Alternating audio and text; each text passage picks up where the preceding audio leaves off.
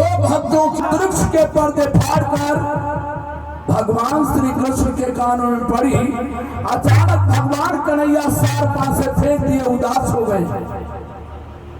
राधा बोली, कहा हुआ माधव? अच्छा खासा सार पासों का खेल हो रहा था, अचानक इस तरह से उदास होना। भगवान बोले, लगत राधा अब हमारा तुम्हारा वियोग होने का समय आ गया। राधे बोली, ऐसा किस लिए प्रभु? अगर वियोग होगा तो जाओगे कहां हमसे दूर?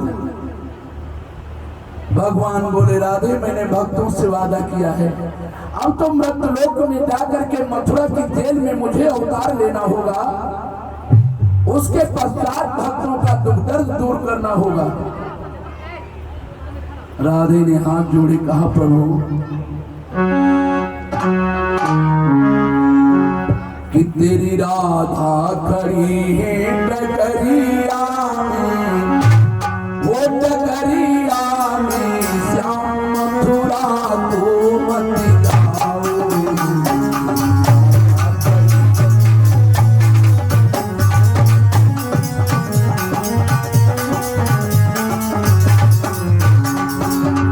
तेरी राधा खड़ी है डगरिया में, वो डगरिया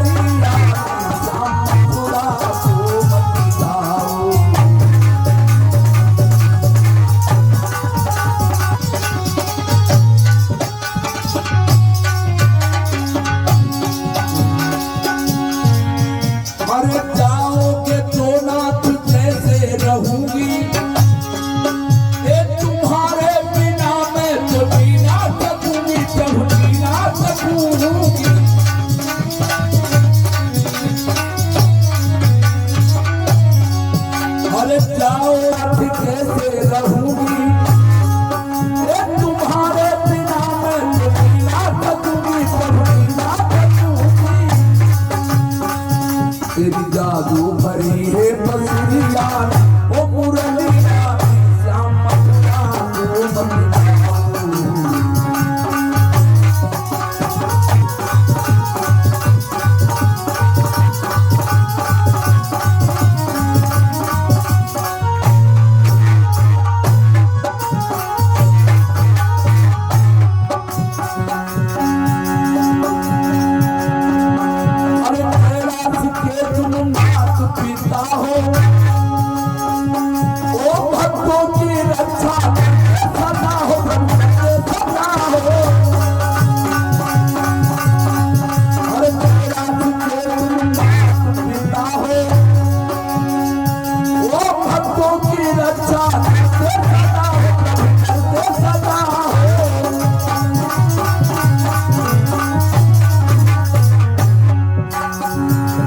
जादू भरी है मुरलिया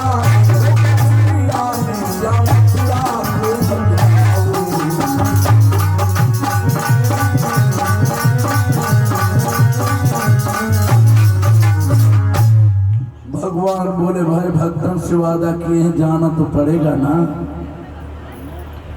राधे बोली, प्रभु मैं आपके बिना कैसे जी पाऊंगी?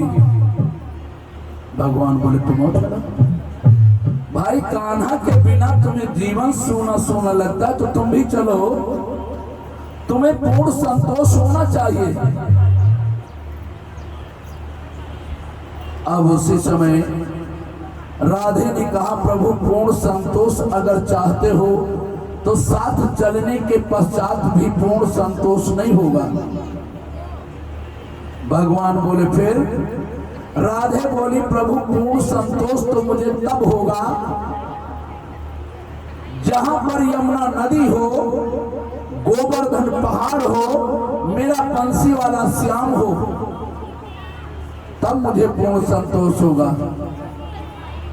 तो भगवान बोले, तब तो बड़ी टेढ़ी खीर है।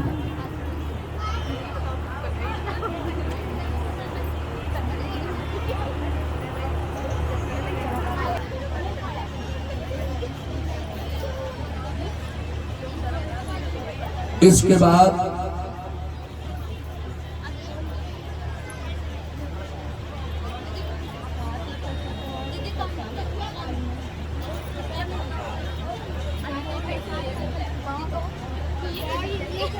इसके पश्चात राधिकरण लगी मक्खनबाजी भगवान के कहने लगी, प्रभु भक्त लोग कहत कि आपकी सत्ता के बिना कहूं पत्ता नहीं हालत। अगर प्रभु आप हमें ले चलना चाहो मन से तो कैसे संभव नहीं हो सकता। कहा कैसे संभव, कुछ नहीं हो सकता।